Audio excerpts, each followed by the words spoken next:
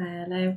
Hi, guys. We've had you all join on mute at the moment, just so that you can just hear our lovely hosts this morning. Appreciate that we're still waiting for a couple of people.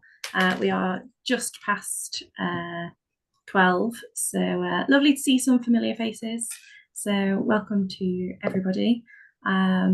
We're just going to start with some introductions so that anyone who is joining us a couple of minutes late doesn't miss anything too important, other than obviously remembering our names, but we'll give them a little bit of a catch up as they come later on. So hopefully everybody is here for our lovely Exploring B Corp webinar, Portraying Your Purpose. We've got some excellent hosts for you today and speakers joining us.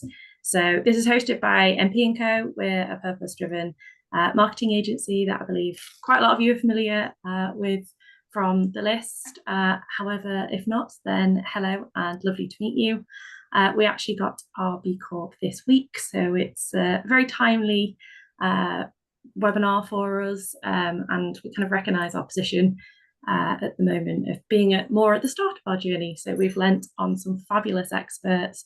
We're joined by Donna, Kay, and Camilla, who are absolutely brilliant and have got some wonderful content lined up for you. So on that note, I'm going to hand over to each of them in turn to give a little bit of an introduction as to who they are and kind of why they're on the webinar today to speak to you. So we'll go in order for ease. So Camilla, are you able to unmute and come and say hello and give a little bit of an introduction? Yeah, sure. Thanks very much. Hi, everyone. Lovely to see you all today. So I'm Camilla Barnes, and I am a qualified B leader, and I've been supporting businesses to become B Corp certified since 2017. I've supported 31 businesses so far on their journey, 12 of whom are certified. I'm based in Gloucestershire, so I'm the co-chair of the Gloucestershire Bee Local, which shares social and environmental best practice amongst businesses in the area. And alongside my B Corp work, I worked for 10 years at Innovate UK and UK Research Innovation, especially working on their diversity inclusion campaigns and doing business improvement roles. And originally a linguist by trade, and was in Mexico for 4 years at a sustainable development organization. Thanks so much, Camilla. I hope everyone's very excited about this as much as we are. I'm next going to pass over to Kay. If you could give a little bit of an introduction as well. Thanks, Danny. Hi, everybody. I'm Kay. I'm the Quality and Data and B Corp lead for Tyler Grange. We are an environmental consultancy. I do audits and quality frameworks, PQQs and all that type of thing. So I am the official beekeeper. So I help run the whole process of B Corp for our company. And yeah, that's enough for me. She's massively underdoing it there. She's also recently pulled together the first impact report for Tyler Grange, which she'll share a bit more on later, which is a massive feat if any of you have tried that previously. Alongside, I am joined by a couple of my colleagues I'll introduce shortly. Donna, do you want to give a little bit of an intro? Yeah, good afternoon, everyone. It's lovely to see you all. I'm Donna Edmonds, and I'm the CEO of a charity called Farms for City Children, which supports young people predominantly from city areas, but also rural and coastal now as well, but who navigate their childhood in really extreme poverty, or they find themselves coming from underserved, underrepresented communities, and we bring them to our farms to have a immersive residential nature connected week. Prior to that, I spent 22 years leading schools across London and the South East as a head teacher and school improvement specialist, working with the Department for Education as well.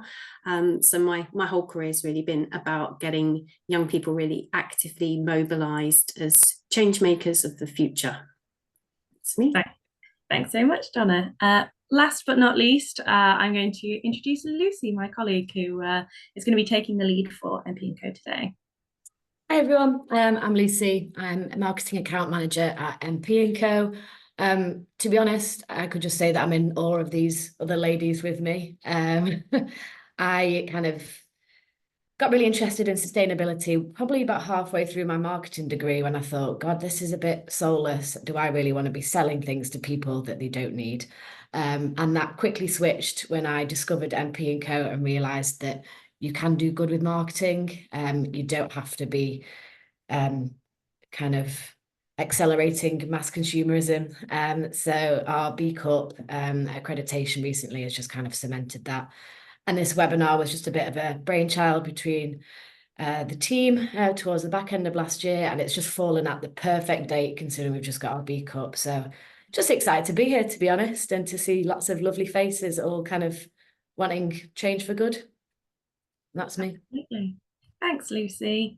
And then, hello, by the way, I'm Daniela. I'm Head of Client Services at MP&Co. I'm just going to be acting as a bit of a facilitator and host today. And if you've got any kind of questions, then do fire them my way. I am just needing to kind of flag the fact that I'm not down as Daniela on here. I'm down as MP&Co. So if you do need me, that's what I'll come up as in the chat. So today we're going to be obviously whizzing through. We've got a really busy agenda that I'm going to cover over in a moment. However, we're going to have a few live polls. They are anonymous. Please do post kind of in kind of light of your truth as it is, rather than trying to romanticize where you are. It'll just give us the best opportunity to support you with the most kind of the best advice for where you are, really. We've kind of factored in a little bit of leeway to be able to switch up some of our input and resources in particular to be able to support you. We've kind of recommending, if you are a note taker, then pen and paper. We don't really want you guys like fiddling on laptops. It's easy to get distracted.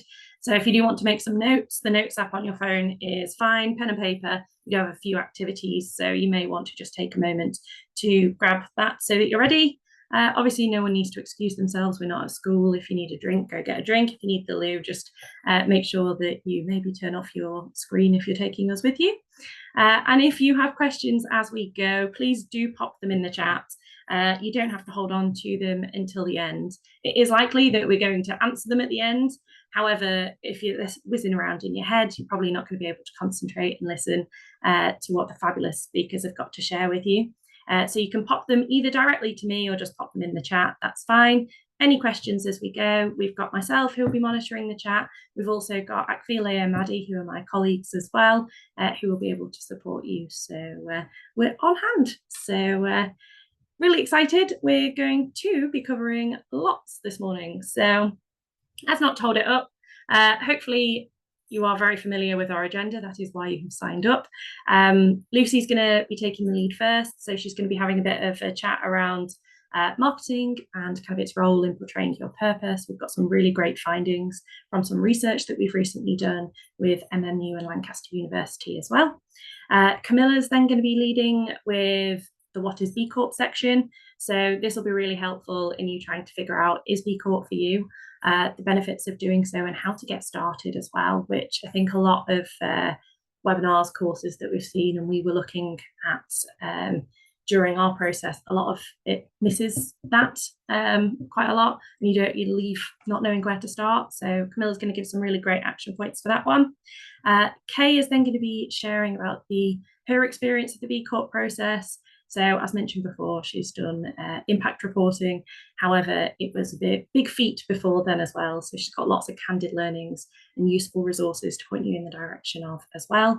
And then we're really fortunate to be joined by Donna as well, who's going to be sharing some more information about Farms for City Children. The donations from today will be going to Farms for City Children. So firstly, you'll be finding out what your donations will be funding and the wonderful work that they do, but also how you can get involved and the importance around CSR and implementing that into businesses. As mentioned, there's some question and answer time at the end as well. So please do send us your questions, and excited to get involved. So without further ado, I'm going to pass over to Lucy to get us started. Cool.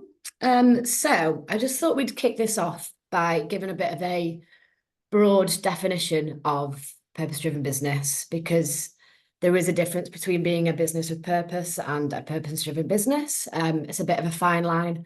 that seems to be kind of being stomped all over at the moment. So, I mean, every business has a purpose, right? It's first and foremost, usually to make money, influence customers, provide a specific service. But the latter, being a purpose-driven business, really just means embedding purpose into absolutely everything that we do. So that, to me, that would be across community, customers, environment, governance, and workers, which are your 5 pillars for B Corp, which we'll be touching on a lot more later. But when done comprehensively, this is what drives sustainable growth, and this is where we do see genuine value. So it is important to distinguish between these two, because we can fall into the pitfalls of labeling yourself as purpose-driven when in fact that you might not be. So that brings me nicely onto the next slide, where I'll touch a little bit on greenwashing. So I'm sure a lot of you will know what greenwashing is. So this is just a bit of a whistle-stop tour. I like to think of it as when businesses say too much or too little, essentially. It's when their marketing deceives people into thinking that they are more environmentally friendly than they actually are. And really, it can be a lot easier to fall into than you think, often through things like deceptive language, misuse of imagery, being purposely or maybe not purposely vague, appearing to be the lesser of two evils very often, and sometimes just outright lying, which we don't have any place for. There's a few kind of points on here about how to avoid it. I won't go through every one exhaustively, but I'll touch on the ones that I think can be really, really easy to avoid. So avoiding vague language, saying things like we're eco-friendly or green or all natural, that doesn't offer much value to consumers. It doesn't help you explain your sustainability practices, and no one gets much out of that. Being honest, I think this is probably one of the most easy ones that you can do. Just tell the truth. Be candid. Candidness is key here, really. If you're working on your environmental goals, tell your customers.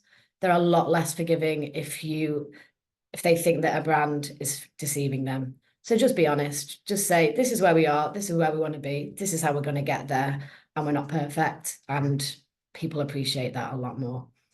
And coming with that is setting those realistic targets. You don't want to put out a target that says, in the next 6 months, we're going to reduce our carbon emissions by traveling to work by 50%, because probably not going to happen. If it does, wonderful. If it doesn't, you've overpromised and underdelivered.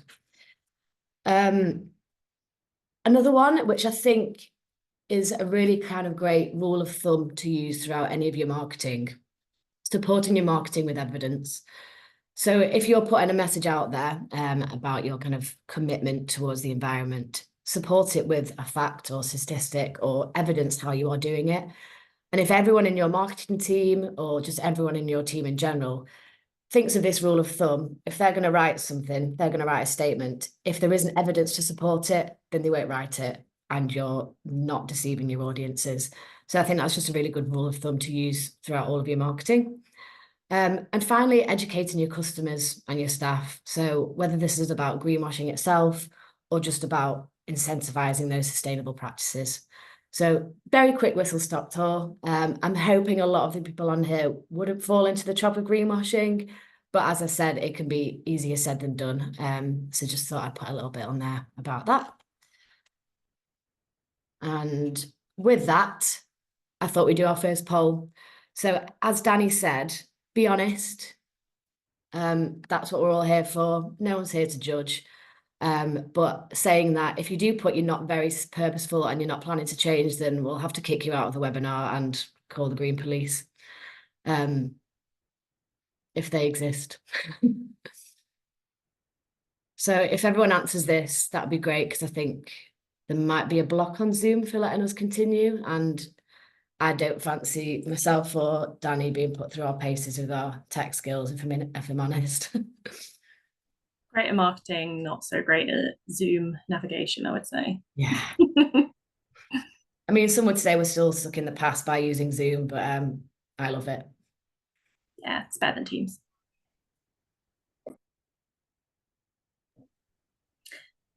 we'll give a final 10 seconds. I will not give you my rendition of the countdown. Danny? Yes? Can we go back a slide? Because I think we're just showing Yeah. the results rather than the poll. Oh, are you? Bear with me a moment. There we go. I've just stopped using my mouse because I've realised that it's much more sensitive. Sorry, lovely. I mean the poll itself. I don't think people can vote. Can you not vote? I've got votes coming in. Can people give me a thumbs up if they've managed to vote? I've got... Yeah, somebody said the poll vanished before they I think had it chance. disappeared. Yeah, it disappeared. It was on and then it... That's fun. Let's have a go Same on to that. me as We're going to well. relaunch it for you guys. should be able to relaunch it, yes. There we go. Apologies if you voted before. Please do vote again. There we go.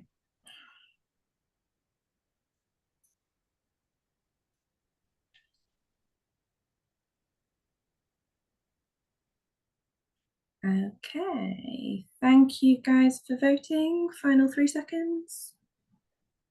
I think we're good, no stragglers. Right, I will share the results up for everyone to have a little nosy of, just to see whereabouts it's positioned. But it looks like everyone is in good company and no one's being kicked out by the Green Police. So we will crack on.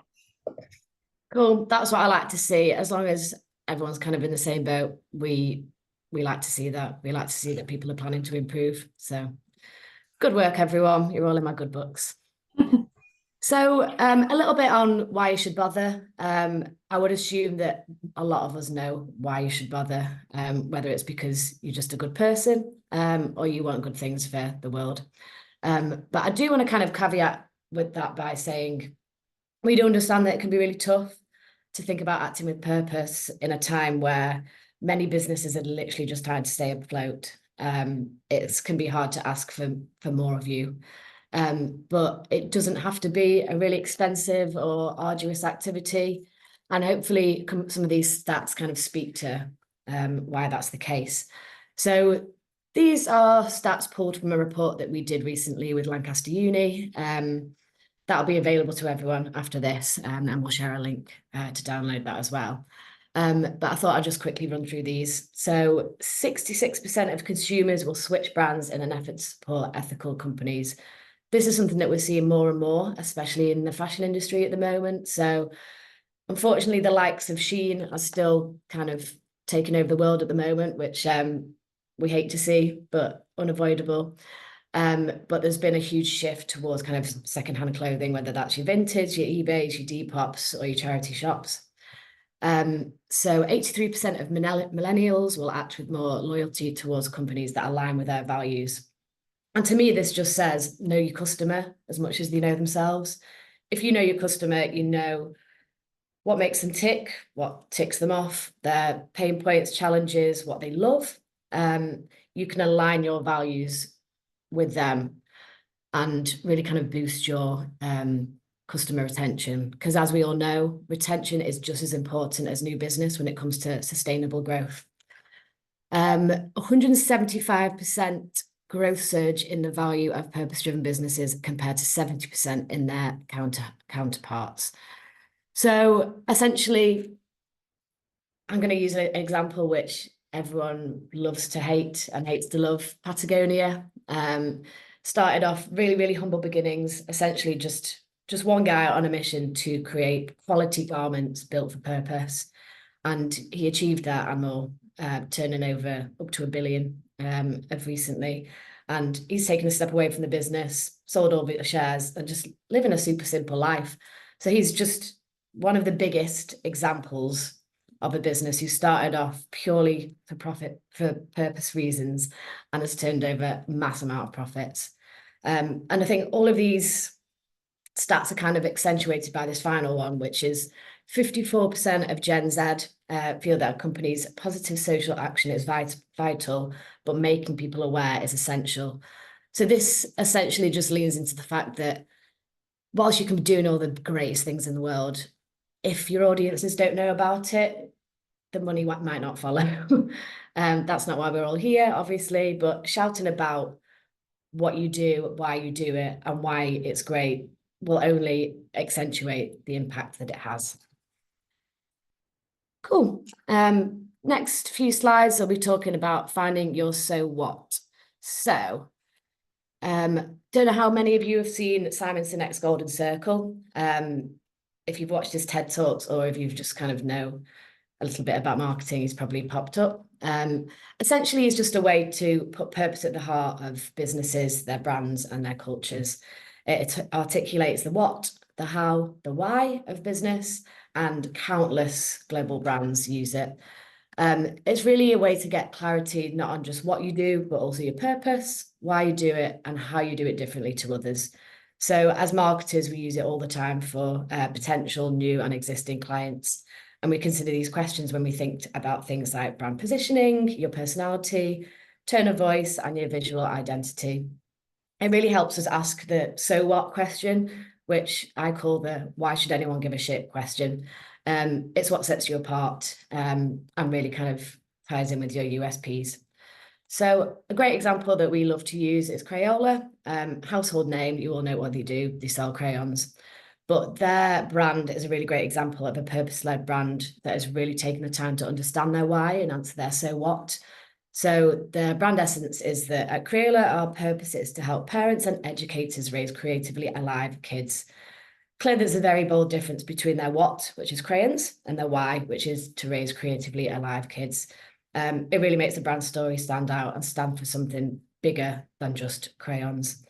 And what is their so what? Because creatively alive children will change the world, which is what we're all trying to do at the moment. I'm still a creatively alive child and I'm here to change the world. So Crayola, you've done a good job. Cool. Next slide. I'm going to hand over to all you guys. I'm going to help you find your so what. So I'm going to give you 3 minutes, I think, to find your what, your how, and your why. So your what, keep it really simple, straightforward. So think about Crayola's what, which is to make crayons. Write what it is that you do. You can write as many things as you want for this, but just keep it really simple. How you do it. So think about how you do it differently and who you do it for. So Crayola create fun, colourful, sustainable products for children in both homes and schools. And think about why you do it. Why did your company get founded in the first place? And why do you offer what you offer? And how do you offer it? And why is that of value to and importance to people? So I'm going to give 3 minutes and I want you to write as many things for each one as you possibly can. And I'll start that now. So yeah, start with the easy bit, which is what you do. Just take some time to think about what you do and then why you do it. And really the kind of whole purpose of this exercise is to help you uncover new customer segments, sectors, target markets. And so you can really kind of figure out how it is that you are going to access those and how you're going to make the biggest impact.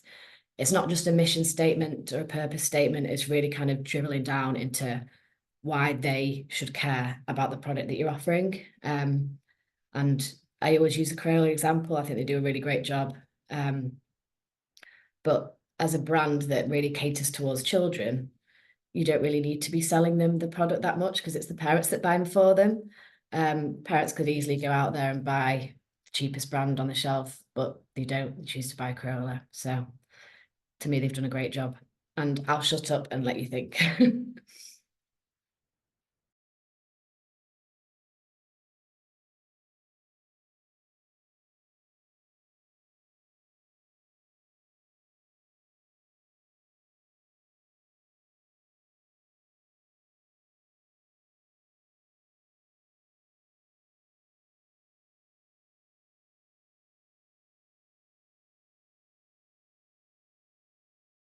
Got just over a minute left. Don't worry, I won't ask you to share with the group. If we had a little bit more time, I definitely would, and I'd get you to interrogate. But feel free to share these with me afterwards, and I can have a look and rip them apart if you feel brave.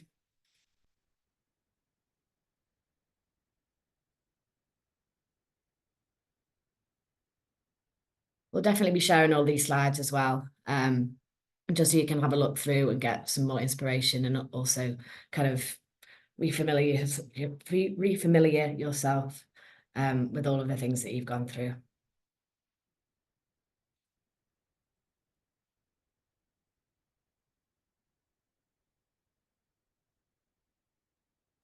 That's a word that everyone loves to see on the screen, isn't it? Will be marked.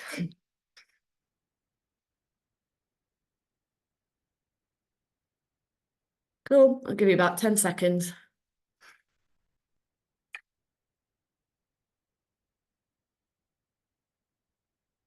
Wonderful.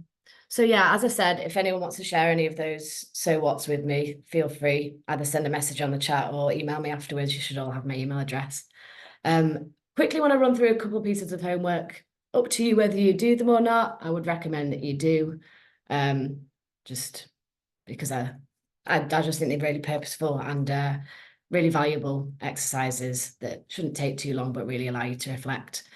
So Ikigai, don't know if you've heard of it, but it literally translates to a reason for being. And the principles of this philosophy kind of are really simple but effective ways for business purpose going beyond profit.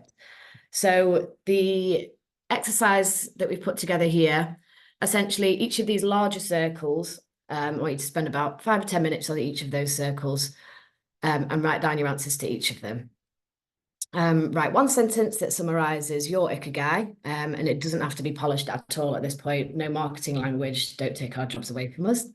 Then I want you to reflect. So how close is it to your professional life? Probably a good idea to get someone on board with this step of the process, someone who's going to be really brutally honest with you. And if it doesn't align, let's take the steps to start it and sort it out. Maybe take one step absolutely immediately to kickstart it, and the rest will follow. So as we said, I'll be sharing these slides with you after, but this is the first bit of recommended homework. Second one, bit of a fun one, content ideation. So it'll help you to pull together actually relevant content ideas that are useful for your audiences. Also making sure that they're hearing about all the added extras or the kind of what we call the fluffy bits that they aren't necessarily always asking for, but definitely will give them some value. So it's 3 questions that you're asked, or I mean, as many questions as you like really, but we can start with 3. So this is kind of what typically could appear on an FAQs page of your website. 3 things that they need to know. So potentially, how long is this going to take? What materials are you making this from? And 3 things that you want to share. So this is your chance to show off, essentially. And this is a great activity that helps you focus on what your communities actually care about and can shape your content accordingly. Again, we'll share this, and then if you'd like to share these back with me, absolutely all ears. But yeah, thought I'd leave you on a sour note with bits of homework and hand you over to the lovely Camilla, who will lead you through the next section. Well, thanks, Lucy. So introducing and handing over to the wonderful Camilla Barnes. Thanks very much. That's great.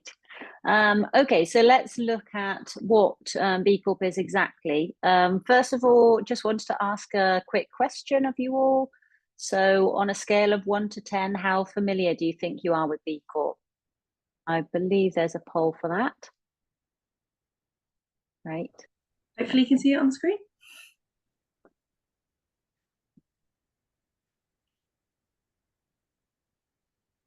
Yeah, this is more around kind of the detail of the movement and the process.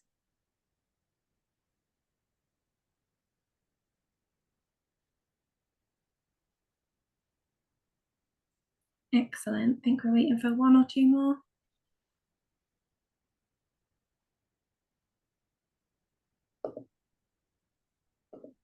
Brilliant. Great, thanks. So relatively high understanding, that's great. But yeah, I hope I can clarify the process bits.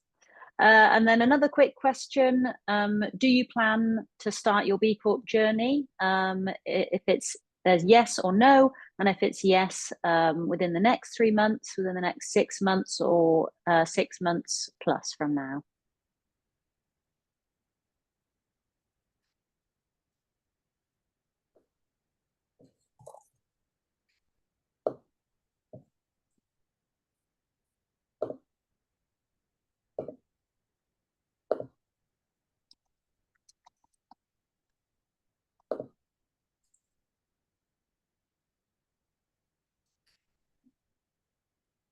few more to vote.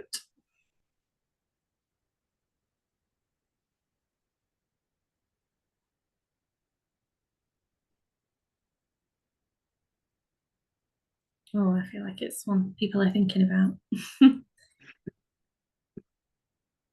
Just to give me an idea, but yeah, it's great to see that most people are close to thinking about starting the journey. It's perfect timing then. Well, everyone hoping to within the next 3 months. So it's exciting. Okay, great. Thank you. All right, well, let's get into it. Get rid of this poll. So what is B Corp? So the B Corp certification and movement started with 3 guys in the US who ran a basketball clothing company. And when they wanted to sell, they wanted a way to ensure that the great social and environmental values they embedded in the company would remain even as they moved on. So in 2006, they found a B Lab in the US with the purpose of creating a third-party holistic certification to prove that you're a socially and environmentally responsible business. It assesses all areas of the business and shows how you consider people and planet are just as important as profit. The certification doesn't just evaluate a product or service, it assesses the overall positive impact of the company that stands behind it. And that's where it really varies from other certifications. This then transformed broader than just a certification into a global movement. They're really trying to change the system away from unfair capitalism to a fairer capitalist system where businesses can be a force for good. Next slide, please. So a really strong focus is that B Corps think about their businesses, how their businesses will benefit all stakeholders in their ecosystem, which will result in better choices, better outcomes, and systemic impact, rather than only focusing on shareholder profits. So stakeholders include your workers, your customers, your local community, charities, suppliers, as well as the environment. And it also includes how you communicate and interact with investors, policymakers, and educators.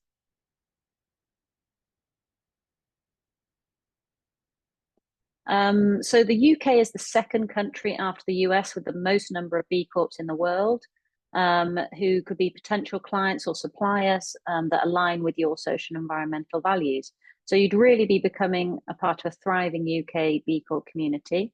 There are over 2,000 certified B Corps in the UK, the majority of whom are micro and small businesses. And just wanted to ask which of the B Corps you've heard of. You can put in the chat. Well, I don't think it's a poll.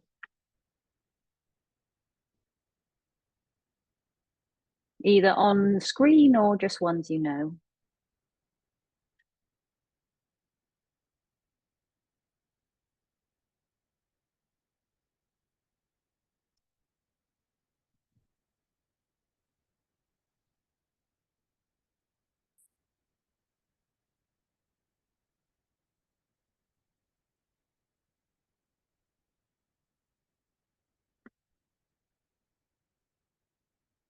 Yeah, great. Okay, thank you. Next slide, please. So a few more examples there. So globally, the B Corp community has been growing rapidly since its inception in 2007, and it only keeps on growing. So there are now over 8,600 B Corps worldwide in 101 countries and 162 industries. So you really would be becoming also a great global community of businesses as a force for good. And I hope you recognize some of the brands there. So why certify? What are the benefits? The first thing is what they call mission lock. So the certification aligns operations with brand values and identity. B Corp embeds the positive ideals mentioned earlier into the DNA of the company rather than it just being tokenistic. They do this by requiring the business to make a legal change to your articles of association, where you're pulling out that the business will prioritize all stakeholders of the business, not just the shareholders. There's no hiding in the impact assessment, as anyone that's been through the process can testify to. The questions really interrogate into the depths of every aspect of your business. If you pass the threshold to become B Corp certified, you know the business takes social and environmental responsibility seriously, and you should easily be able to avoid any accusations of greenwashing.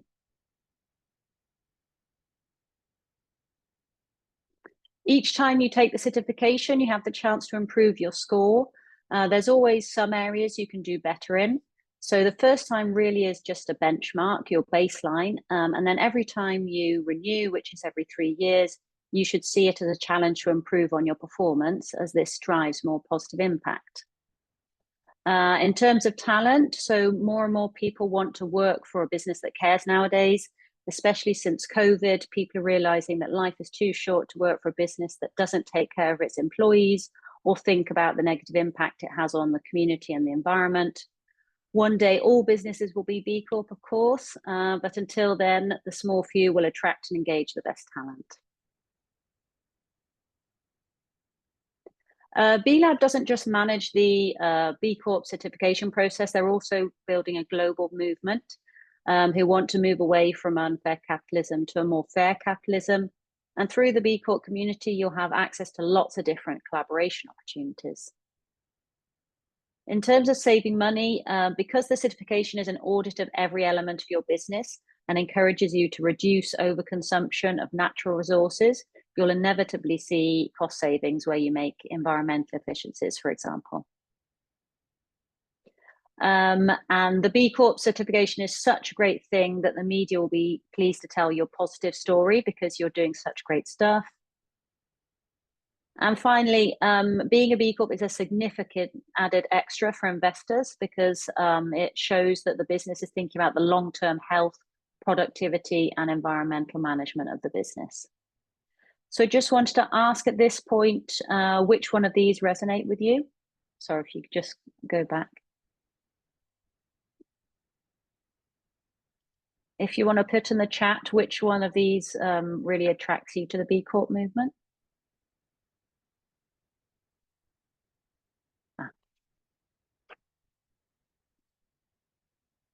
I'm not sure this will work as a poll, will it? To see the numbers?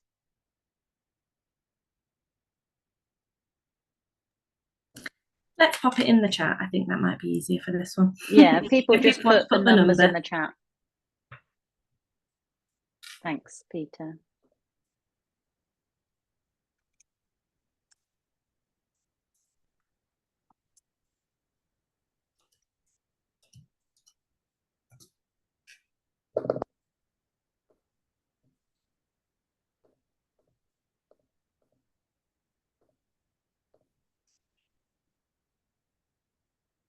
Great, thanks for sharing that.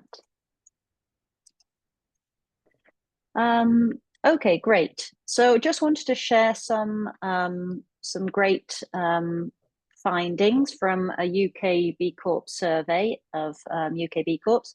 So in 2020, B Lab UK surveyed 132 UK B Corps, and they compared them with UK government agency surveys of the wider UK SME community. And they actually found that the UK B Corps performed better than non-B Corps. So first of all, they saw faster growth in turnover and employee headcount. So between 2017 and 2019, B Corp's average annual turnover growth was 24% compared to 3% of non-B Corps. And their annual employee headcount grew by 8% compared to 0% for non-B Corps. They also saw higher expectations about future growth. So 62% of B Corps expected turnover to grow in the next 12 months compared to 38% of non-B Corps. 54% of B Corps expected employee numbers to grow compared to 29% of non-B Corps. And they saw greater levels of employee retention, engagement, and diversity. So B Corps reported an average staff attrition rate of 10% compared to 16 to 20% of non-B Corps. 82% of B Corp leadership teams included at least one female compared to 54% of non-B Corps. And the average gender pay gap was 13% for B Corps compared to 16% of non-B Corps.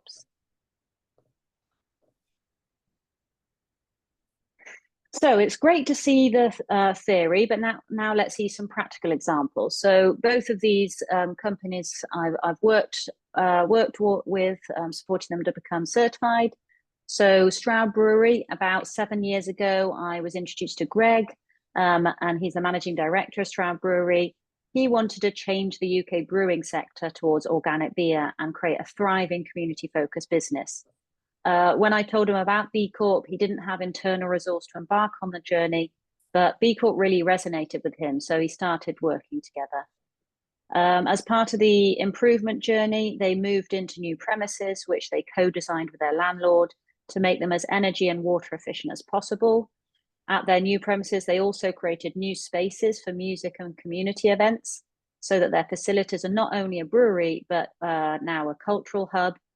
And they also started measuring their company greenhouse gas footprint so they could identify where to make the biggest reductions. So the result of all this work has meant by installing solar panels, they now provide 25% of their electricity on site. The diversification and focus on community has helped increase their turnover by 21% from 22 to 23. And they reduced their overall footprint by switching from glass bottles to aluminium cans. Another example, so Simply Washrooms. About 3.5 years ago, I was talking to Andrew, the operations director. This is a family business, and he wanted to reduce the business's environmental impact without restricting its growth. So I told him about B Corp, and he feared it would take time away from big operational system changes that he was implementing. So this is where I was able to come in and support the improvement journey for him. So as part of their improvement journey, resource reduction has been a real focus for them. They've expanded the use of recycled plastics to 42% of new products now instead of virgin plastics.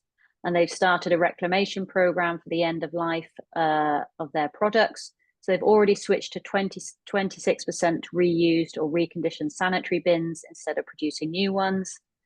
And the result has been that that they've been able to continue to grow, but their overall greenhouse gas output and their carbon intensity has reduced.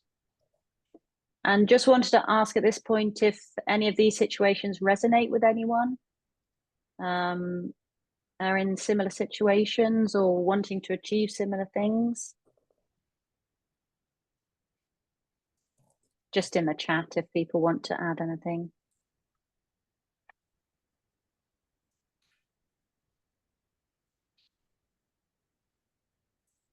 Yeah, absolutely. So there's absolutely no reason you can't continue to grow. It's just focusing on how you can do that in the most sustainable and responsible way. Yeah, internal buy-in. It's really important that the leadership team really believe in the B Corp process so that everyone is on the same track and that you get the right resource and the support and that it gets fully embedded. Yeah. Okay, thanks very much everyone for sharing. Okay, so let's get into the process. So the overall process. So step one is to go through, there's a questionnaire, so up to about 200 questions, and the pass score is 80. And there's an unscored disclosure questionnaire, which asks questions about any sensitive practices or clients in controversial industries. Now, this can take anywhere between 9 to 12 months of improvements to reach this pass score. But this is very normal. This is part of your transformation journey. This is where you are making those changes and embedding these social environmental values. So, but just to be aware that there is this time frame that will be before you are able to submit. Then you are asked to make the legal requirements. So that's where you're updating your articles of association to prioritize all stakeholders of the business, not just shareholders. And the next time frame is the verification process. So this can also take up to 9 months. But the wait time is going down all the time. B Lab are hiring analysts more and more. So you might be lucky and it might be closer to 6 months. But just so you're aware, the kind of full journey can be up to 18 months from starting to becoming certified. Then you sign the B Corp Declaration of Interdependence, which shows your commitment to the movement. And there is an annual certification fee based on your revenue. So let's look at the detail a bit of the resources required.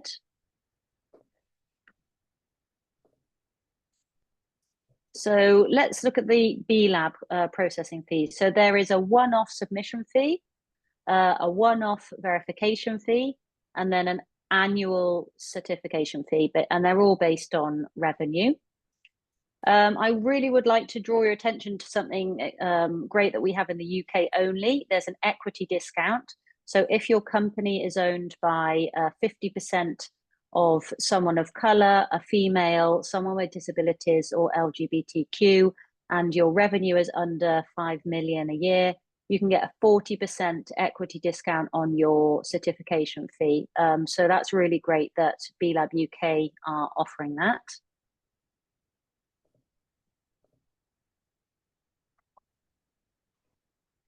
Okay, so once you're certified, this is actually the really exciting part. So this is when you start walking the B Corp walk. So first of all, tell everyone. This is where you have your communications campaign with your customers and your investors and your peers. It's where you're really celebrating with your staff and suppliers and sharing what B Corp means to you and for them. And then you get access to something called the Beehive, which is the forum where all B Corp certified globally hang out, and you can talk about best practice by region or by sector. And there's also a B Corp directory where you can search by location, industry, and company size. So really make use of these directories and connect and collaborate with other B Corps. It's also, you could start targeting other B Corps as your clients because you'll know that your values align. And then it's the impact report. So instead of asking you to certify yearly, like some certifications do, the way they get around this is that they ask you to do an annual impact report. So this is where they ask you to report on your social and environmental performance as well as your economic. And then, as I mentioned earlier, you recertify every 3 years. So you're always wanting to look at continuous improvement and how you can increase that score each time.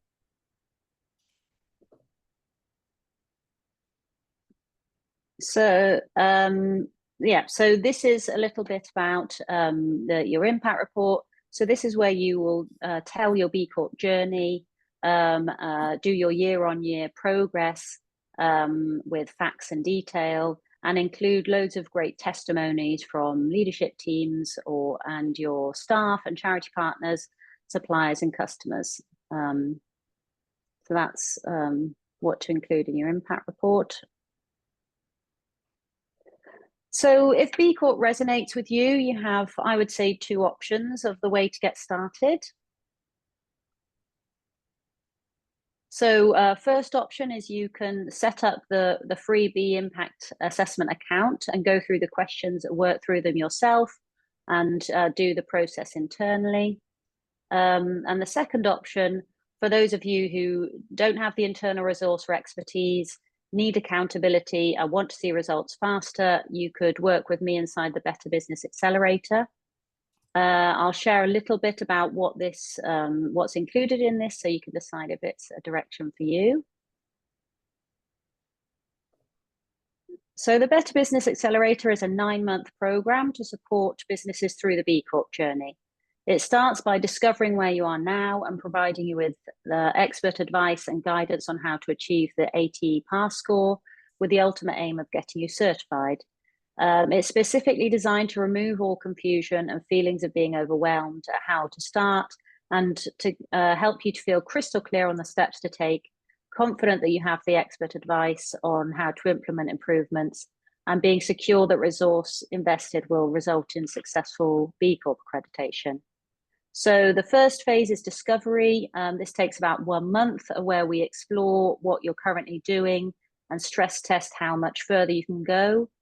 Then we would get a confident baseline by collecting the data to validate what you're currently doing. And at the end of this, you would get an improvement roadmap. And then we would work through around 6 to 7 months of improvements together, where I would provide templates and advice on policies and practices and how to roll things out. And then you would get support through the verification process. So advice on documentation to collect, and being that intermediary B Lab and supporting on your verification calls.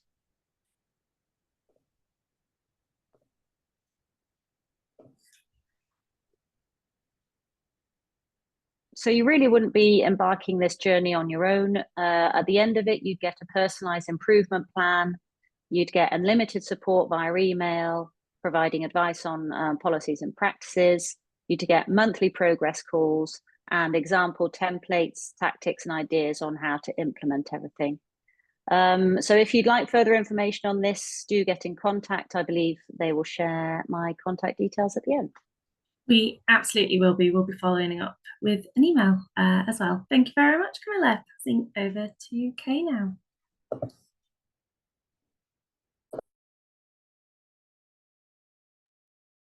Thanks, Camilla. That was brilliant. So anybody who wants to take advantage of having that extra support would go with a B leader. But what I wanted to share is our experience of doing it ourselves and pass that on to you. So we've been on our B Corp journey for the last 3 years.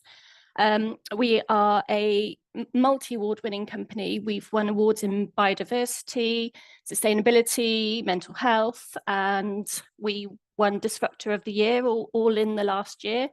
We're also featured on the best places to work, and part of our B Corp journey has enabled us to do all this sort of thing. We're also a 4-day-week employer, and it just makes you look at your whole business as a whole and see where your areas of need of improvement are, and it does bring in more revenue for you and definitely attracts more talent.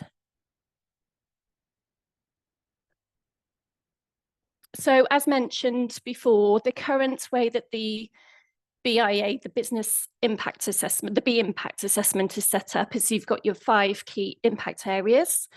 However, I just want to make you aware that this is going to be changing from 2025. You won't have a score system anymore, so you won't have the points. It will look more like a wheel of achievement of where you align. You're going to have 4 foundation requirements as listed on the middle table and 9 performance requirements. And you can see what that actually is in more detail if you click in the link, the standards link at the bottom there. But as I say, there might be some transition periods, so don't worry about that too much for now. But just to make you aware, thanks, Danny. What people don't know quite often is within the B impact assessment, this is how it kind of looks. There is a download function, so you can actually download all of those 200 odd questions, and then you can split it out clearly so that you can see what you can do in-house. So you would nominate a beekeeper or somebody who really understands your business and who can help divvy out the tasks to different people. You can work out whether you need extra departmental support, so that could be finance, HR, all of that sort of thing. And what you might need external support with. So if your board aren't on board, you might want help with legal and other bits and pieces. So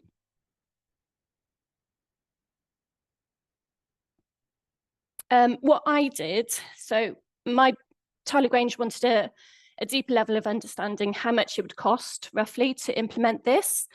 So if you look at the first 7 columns, that's the information that gets provided. So it shows you what points are available. And when you've updated the BIA, it shows you what points you've scored so that you can see the areas that you feature worst at. So what I did then is what we could do in-house, who to send it to, the estimated time it would take to answer each question. Most companies don't need to go to that level of detail, but if you do, please reach out and I can share the spreadsheet. It will calculate it all for you. Thanks, Danny. So B Corp involves everybody in the business. So yes, you need somebody dedicated who's organised and knows the business to keep everybody on track. You also need the board of directors on board, and you've got to adopt that legal test with the 75% board shareholder resolution at a general meeting, and then file that in Companies House website within 14 days of agreement.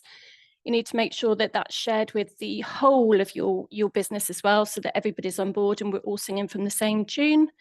Obviously, marketing, sales, human resources, legal, finance, and we've put together a decarbonisation team, and that's because we want to reach net zero. So we need to set our KPIs and objectives to make sure that we get there. Yep, next slide, please. So why is it important to become a B Corp? Because since the Industrial Revolution, the greenhouse gases are at the highest point in over 2 million years. So the Earth's average surface temperature is rising exponentially. If it goes too high, it means that we're going to see extreme weather conditions, lack of biodiversity, even more so, food shortages, increased air pollution, decreasing sea levels and displacement where people don't have homes to live anymore. Here's just a very rough breakdown of what's involved in environmental and social governance. You'll hear that saying a lot. So under environmental covers things like biodiversity, climate change, greenhouse gas emissions, and your waste. Under governance is your policies and your frameworks, your anti-bribery and corruption, and risk identification and mitigation. And on your social, it's well-being, human rights, and just basically looking after all people, all employees, local communities, charities, and everything. Within each of the key impact areas, which are community governance, environment, customers, and workers, there is a little benchmark button at the very top of each page. So when you click into the key impact area, it will show you how you compare as a business to others in your country, your sector, and your size range, so that you can quickly see areas where you need to improve on. And this is a really, really useful feature. So within the BIA as well, there's an SDG Action Manager, which is a bolt-on. So questions that you answer in the BIA also answer in the SDG Action Manager. So the points interchange, which is quite useful. You don't have to answer the questions twice. And there's, on each of these buttons, there's a link to what this 17 Sustainable Development Goals mean. A really good feature is to follow the United Nations Global Compact. They're very key source of information in really useful webinars. And since 2016, 197 other countries in the world signed the Paris Agreement. So there's a lot of countries that are involved in there. And this is how the UK compares currently. So this is from 2023 data. Apparently we're 11th ranked out of those 197. I expect those first two in particular, no poverty and zero hunger, will come down over time.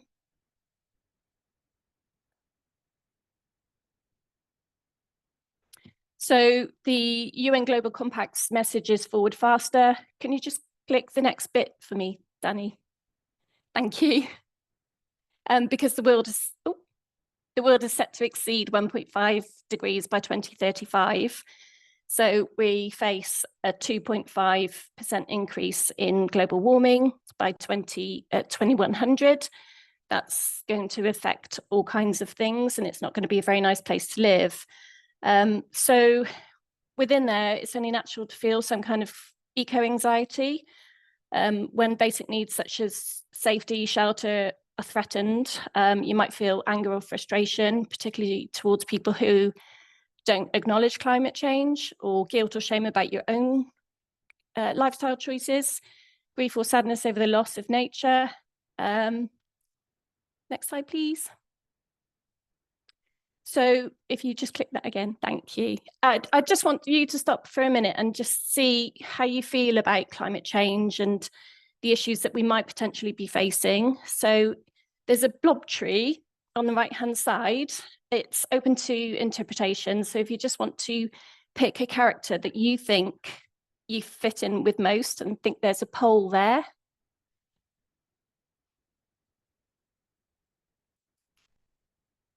So do you feel flat? Do you feel scared? Do you feel out of control?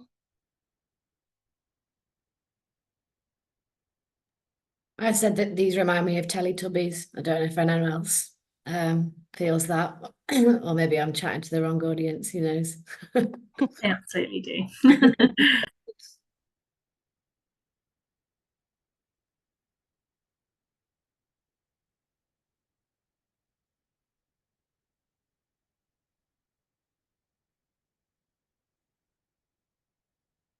Oh, we can't see the Second. numbers. That's fine.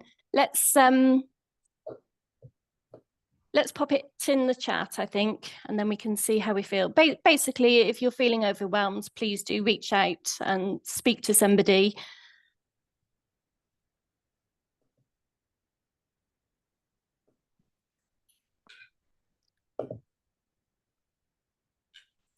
Thank you for your honesty in some of the chats and bits. Like Kay said, obviously, it's very normal. So I think it's really nice to kind of take a moment on that, because it can feel very isolating and quite overwhelming when you start looking at the depths and feel like there's a lot to be changed and a lot to do. Absolutely. However, great to be part of the movement. Yes, but you're definitely not alone, and this is why being part of B Corp is so important. If we can, thank you for your inputs. So action is a great antidote to despair. So by starting with one small change and then increasing that as and when you feel able to, you can have a big impact overall. So there are some suggestions to help through continuous learning. So do attend lots of webinars, attend lots of events. People Planet Pint, the Bee locals in your area are fantastic resources, and when you mix with like-minded people and you're on the same level and you're sharing the same dream, it's a really wonderful, warming environment to be in. Do engage in key trainings such as carbon literacy and climate fresk. It will help you understand the deeper levels of climate change and what that's all about and how to mitigate that. Measure your own environmental footprint. So there's two resources. There's the WWF. You can calculate that yourself and see where you fit globally. And there's also an ecological footprint. That's a little bit more scary. So maybe start with the WWF. And supporting local sustainable and ethical businesses over corporate giants. So we don't really want to be using things that are bringing in through flights for a convenient modern day lifestyle and impulse buying. Implement better practices through your policies. And I've put 2 links to consider your banking and your pension providers, because are they investing in fossil fuels, arms, gambling, or deforestation?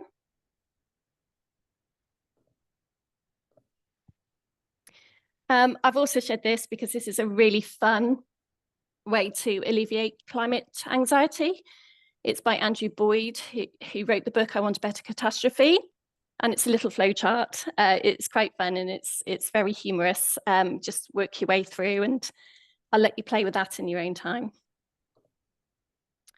So this is a typical graph, a typical diagram that you'll see about greenhouse gas reporting. It looks quite scary. If you can pop the next bit, please, Danny.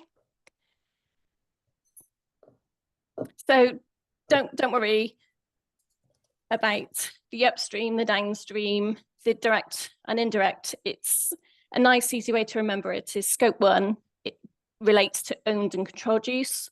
Scope 2 relates to office use. Scope 3 upstream relates to suppliers, and Scope 3 downstream relates to customers. So it's easier to understand that way. So there are multiple greenhouse gas portals out there. Some people like to do it themselves. Some people like to some people like to use the portals, and the benefits of using portals. I mean, we personally use Compare Your Footprint because not only do they check any greenwashing claims for us, they give us best practice guidance data. So if, for example, you are sharing an office space and you don't have invoices that give you your percentage breakdown of your share of that office space, it's very difficult to report accurate data, which means it's very difficult then to set your KPIs and your reduction strategies for the future because you don't have that accurate data. So using people like, Miller uses Compare Your Footprint, that's good to know. So it's perfectly acceptable to use best practice guidance and snapshot data. You're not expected to record every minute bit of information. The key areas to monitor include business travel, employee commuting, leased vehicles, home working, electricity, digital. So that's a good start off. It is voluntary for now for SMEs. There are a lot of legislations coming in from the EU where people are being forced to be more regulative with their emissions. So we're just keeping an eye on that. If you can, next slide, please, Danny. So to alleviate all and make everything easy, I've just done this nice little GIF. It's nice and calming. And I can quickly see what is Scope 1, what is Scope 2, what is Scope 3, upstream and downstream. It just helps me make sense of where we are reporting. Another key feature is your supply chain alignment. This is quite hard to do because as a B Corp, we report on differences of all kinds of things. So, you know, are your suppliers in a minority working group? And a nice way to capture that snapshot is to send out a PQQ, a pre-qualification questionnaire. And you can tailor that yourself, or I can send you an example of what we're asking. I'm actually attending the Better Business Network tomorrow, and we're going to look at creating an industry report. So that will be shared out. But something that we're doing at Tyler Grange is we are scoring our suppliers. So are they a B Corp and similar? Do they look after their employee welfare?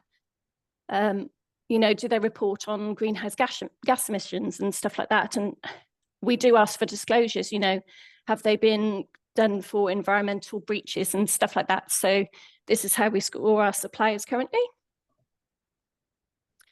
And it's not just social value, it's not just environmental, it's social value as well. So because we're part of a construction industry, we have an accreditation through Construction Line who do provide social value certification, which is really useful because more and more companies are asking for that. And this is just an example of the things it encompasses. So impact reporting, Camilla touched on briefly, there is a very basic template available once you become certified, and that's within the Beehive. And there's a link to it. You'll only be able to access that once you're a B Corp, but that's fine because you don't report your first impact report until a year after you're certified. So you've got a bit of breathing space. And on the right-hand side is an example of ours. It's our very first attempt. We've learned so much from it, but check out as many other B Corp impact reports as you can because there are some brilliant ideas in there. So thanks to Mike Pye for helping us with our impact report there. And these are some key tips that we learned along the way. Just don't leave it too late, start immediately, gather throughout the whole year, and lay out your template with key sections and headers. because it's easier to work off structure. Involve your whole business. So, you know, it will be things like your volunteering activities. It shouldn't just be a board report. It should be everybody's input, because we're all part of a B Corp. And showcase your personality and your values, what makes you different and unique from everybody else. We don't want to see lots of data and figures, you know, bring everything about you into it. Yes, sorry, Danny, can we go back a little bit? Oh, of course. That's fine. So provide hard deadlines, because you'll need input from all of your departments. There will be a lot of information that from various different places, finance, HR, your board. So don't leave things to the last minute, because you will struggle and it will be rushed. Thanks, Danny. Be very open and honest and transparent. If something doesn't work, share that so that other people can learn from it. It helps you, yeah, avoid greenwashing, as that was mentioned earlier by Mike Pye. If you do say that you're going to be net zero, make sure you've got evidence to back that up. And proofread, you'll get all kinds of different formatting, all kinds of different language coming in from different people. So you might want to proofread that and get a colleague to proofread it as well. Because we did run out of time, I must admit, a little bit. So our next report, we've already started as soon as we finish that one. On here, hopefully. There we go. Really good training resources that I find massively useful. So B Lab do a couple of courses, all for free, where you can find out more about the B Corp process. The UN Global Compact, as I mentioned earlier, are outstanding for their webinars, really, really useful. Bring in key legislation and make you aware of everything. I did my carbons literacy through the Better Business Network, and I would massively encourage other people to become part of the Better Business Network if you want to be a purpose-driven business, because you can collaborate with other people, they can offer you advice, and it's like a big family. So if you are, there are perks. So you get carbon literacy training for £10, whereas it might cost you. There are multiple companies that do carbon literacy training, but because I did mine through the Better Business Network, I'm advocating for that. I did my climate fresque through grain sustainability.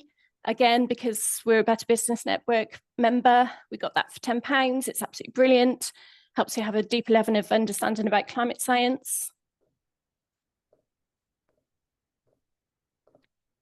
I did my, Hat Trick are great for going beyond in their greenwashing. So it's not just greenwashing, they've got a greenwashing hydrant, which covers hushing and all of the other terms that you'll get to know over time. So that was really good. Decarbonizer, he's quite new, but he also covers all of these. He's got a digital college, so digital expense, carbon related expense is higher than people realize.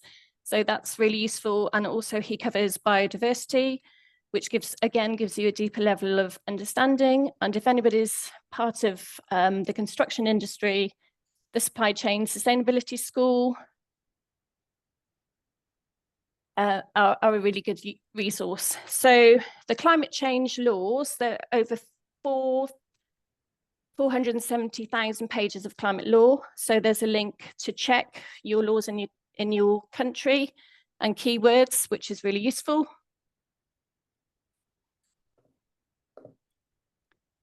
And recertification, you recertify every 3 years, and don't start too early, because the evidence needs to be current and relevant, but also don't leave it too late.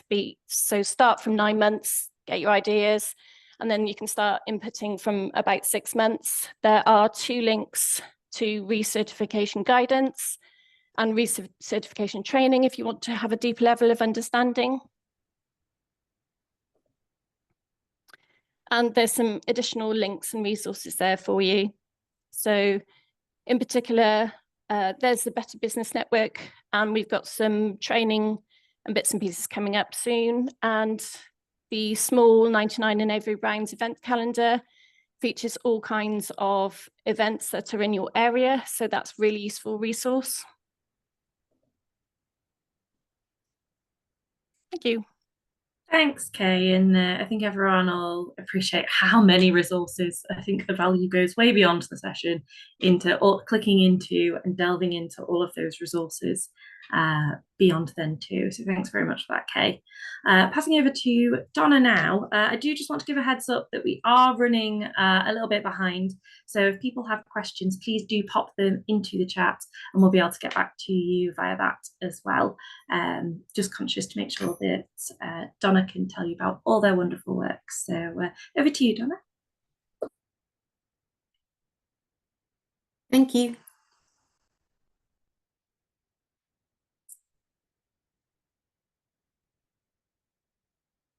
So let me tell you a little bit about the charity. I'll try and give you a really, really quick whistle-stop tour. So Danny, if you just flick through really, really quickly. We are Farms for City Children. We exist to remove the barriers that prevent children and young people, predominantly from underserved communities, but particularly those young people who would understand as having significant disadvantage. We work with them to ensure that they get access to the natural world. We were set up in 1976 by Sir Michael and Lady Claire Morpurgo. They were both working as teachers in London area, and they could see that the children that they served had very, very little access to the countryside. They had no concept of where their food came from. Some of them had very, very little access to green space. And over the 5 decades that we've existed, this has just got far worse. And if you're a young person who has these additional barriers around your ethnicity, your postcode, your poverty, you are far, far less likely to have access to the natural world. So they set this charity up. They started with one farm down in Devon. So that's Nethercott House that you see here in the village of Iddesleigh. The second farm is in Lower Tregennis in Pembrokeshire. You can see that farm is the most westerly farm in Wales. We're actually closer there to Ireland than we are to Cardiff, and it's right on the coast. So the children benefit from a marine experience as well as a food and farming experience. And the final farm is local to many of you that have joined today in the Gloucestershire area, in the village of Arlingham. It's wrapped by the River Severn, and it's an Elizabethan manor house that is a farm that's existed for multiple generations, particularly focused around heritage breeds.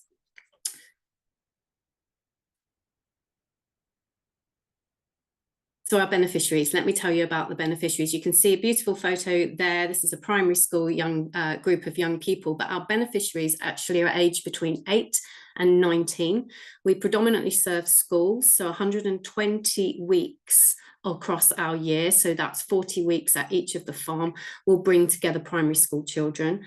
We serve around 3,300 young people every single year, and they come from all across the UK. As I said, mainly from city areas, so London, Manchester, Birmingham, but recently I think we've seen a massive upswing in young people from I think areas like rural and coastal, where poverty is really, really significant. We've also found that they come to us as well.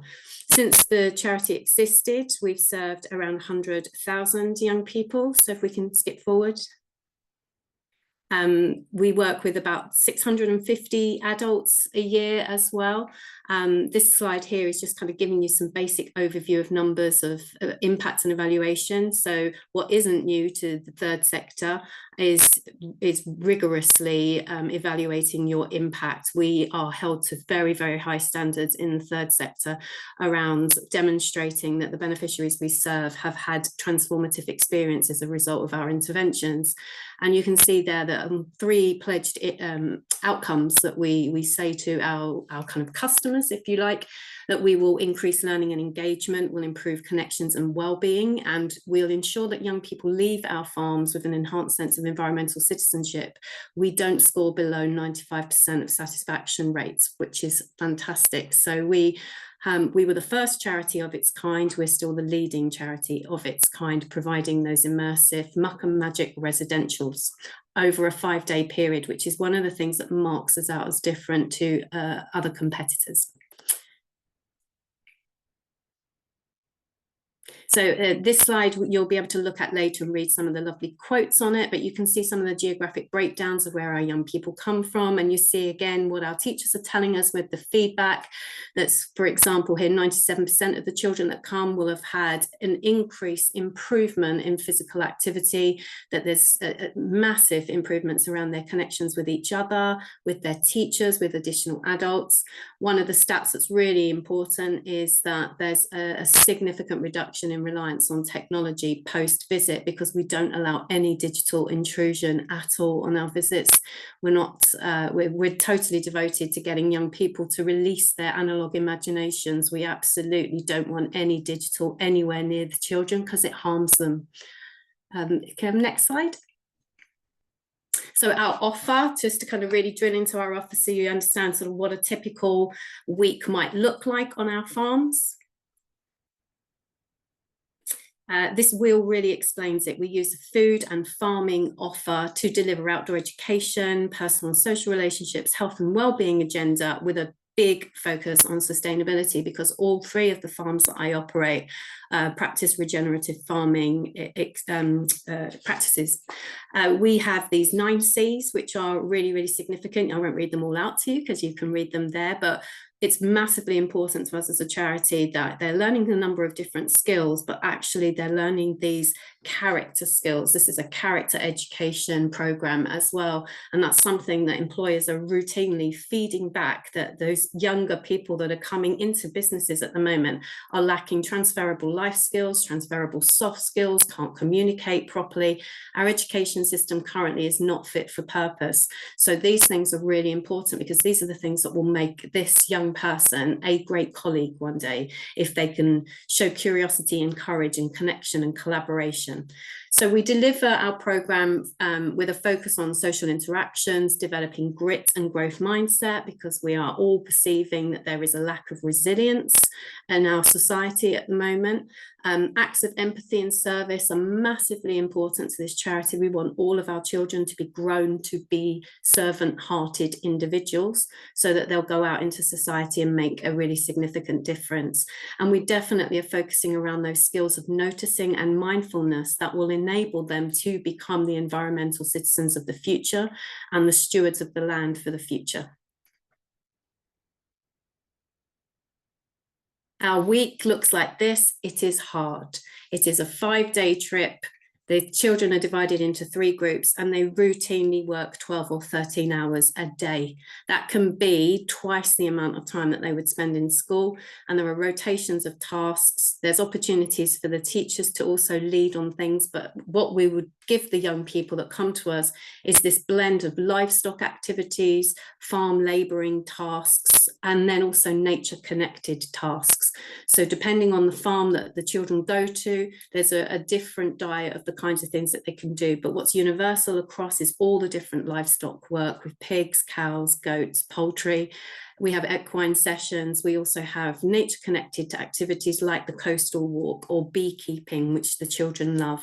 And then there's a huge diet around well-being activities, because obviously 1 in 6 children now have a diagnosed mental health condition. That statistic is incredibly high. So a lot of this work is about nature nurture and nature connectedness, actually improving the mental health of the children that come. So in terms of our impact, we know that we are very, very transformative. We have 50 years of impact data that we can lean upon, but at the moment, the data that we're getting is so rich. And it's rippling out in the schools. When the children return back to their schools or to their families, parents are feeding back about how changed their children are around things like sleep patterns, around diet. The impact is really, really far reaching. the 10 benefits of the farm. I've covered a lot of these already, but it's around those kind of powerful sensory experiences. If you spend a week in an environment like this, you're having unique, immersive life experience. You're going to attain skills that a classroom cannot give you. And for me, the biggest one I've mentioned already is those meaningful responsibilities.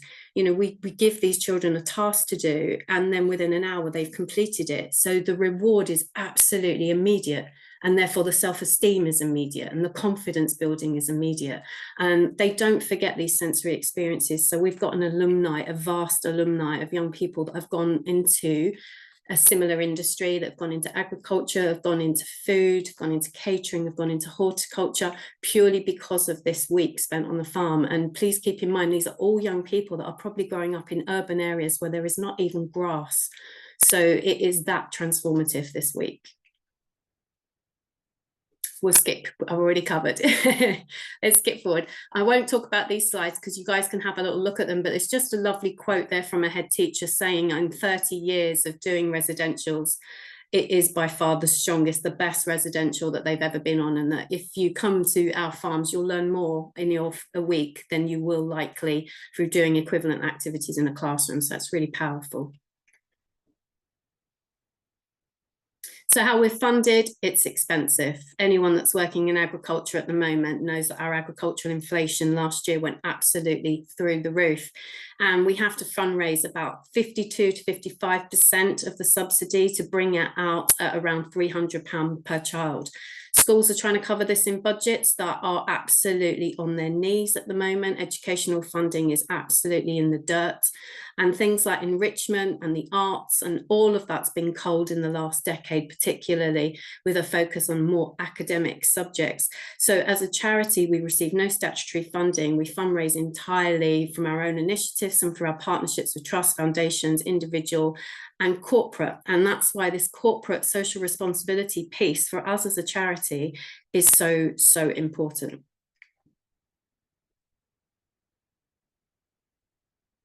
So my motto really to all of you is that every business should be doing good business in terms of CSR. And there is something that all of you can be doing. The CSR part of your B Corp journey is absolutely essential. I'll just summarize these things really, really quickly, and please do get in touch with me afterwards because I'm aware that we've run out of time today. But cultivating those community connections, sorry, if we can go back.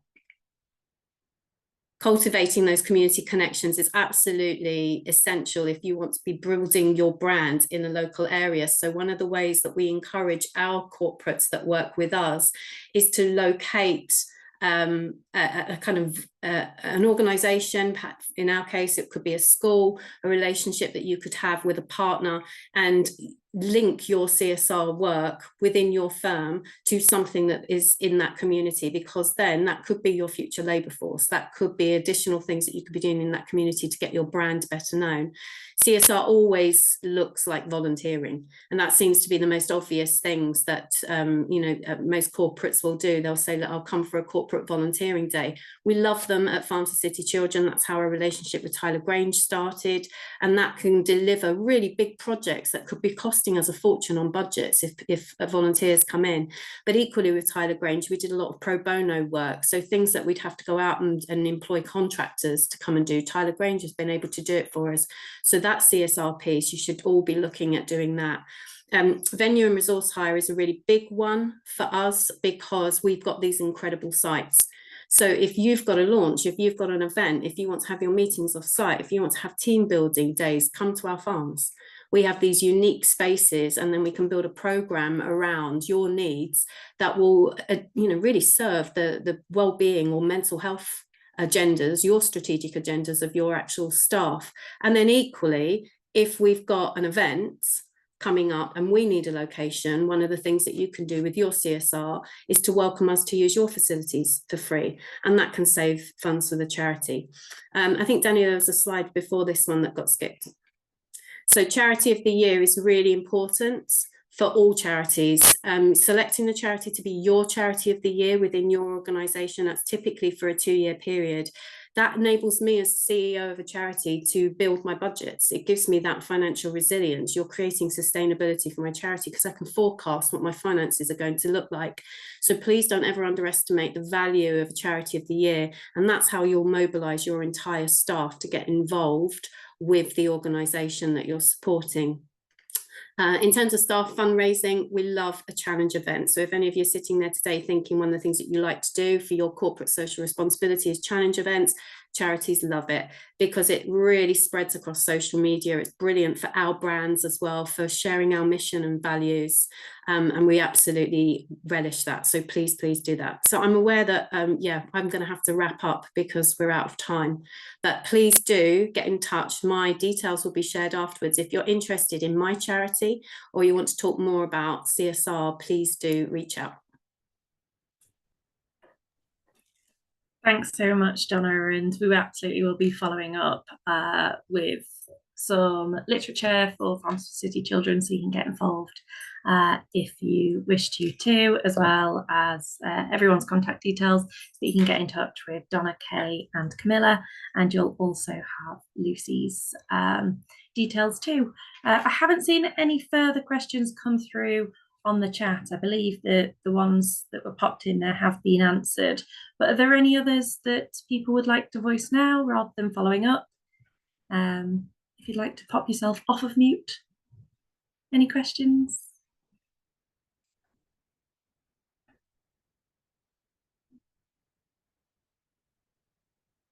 I think we might be all good then.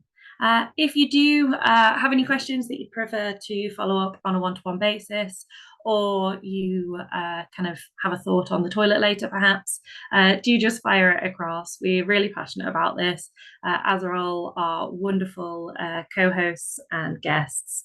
So we'd love to continue conversations off of this webinar as well.